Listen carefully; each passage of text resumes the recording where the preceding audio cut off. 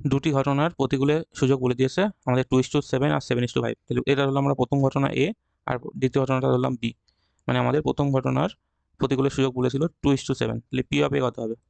দেখো, প্রতিকূলে ঘটনা মানে আমাদের প্রথমটা হচ্ছে আমাদের মানে আনফেভারেবল কেস, আর 7 হচ্ছে আমাদের ফেভারেবল কেস। মানে আমাদের ফেভারে আছে 7টা, আর টোটাল হচ্ছে কত, 7 আর 2 9। তাহলে এটাই হচ্ছে আমাদের পি অফ ই এর মান হয়। একইভাবে আমাদের পি অফ বি যদি বলি, তাহলে এখানে আমাদের ফেভারে ছিল কতগুলো, 5টা, আর টোটাল কেস ছিল 5 আর 7 12। তাহলে পি অফ বি হচ্ছে আমাদের এটা। তাহলে আমাদের চেয়েছে তাদের অন্ততপক্ষে একটি, আর তারা স্বাধীনও বলে দিয়েছে এখানে।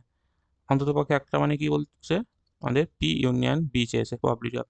তার সূত্র কি ছিল? এটা ছিল P of A plus P of B minus P of A intersection B. এবার যেহেতু এখানে আমাদের P of A plus P of B রাখলাম, আর এই ইন্টারসেকশন পার্টটা আমরা গুণে লিখতে পারবো, যেহেতু স্বাধীন ঘটনা বলে দিয়েছিল। তাহলে এটা লিখতে পারছি আমরা পি অফ এ গুণ পি অফ বি। এবার সব মানগুলো বসিয়ে দাও। পি অফ এর মান কত ছিল আমরা দেখেছি, 7/9। পি অফ বির মান ছিল 5/12, আর এটার মান হচ্ছে 7/9 গুণ 5/12। 7/9 হবে। তাহলে যদি আমরা লসাগু করছি, 9 12 আমাদের হচ্ছে 108 লসাগু হবে।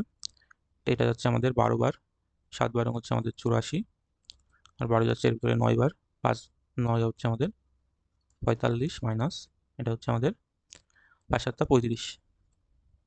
তাহলে এখানে হবে আমাদের 94 হচ্ছে বাই 108।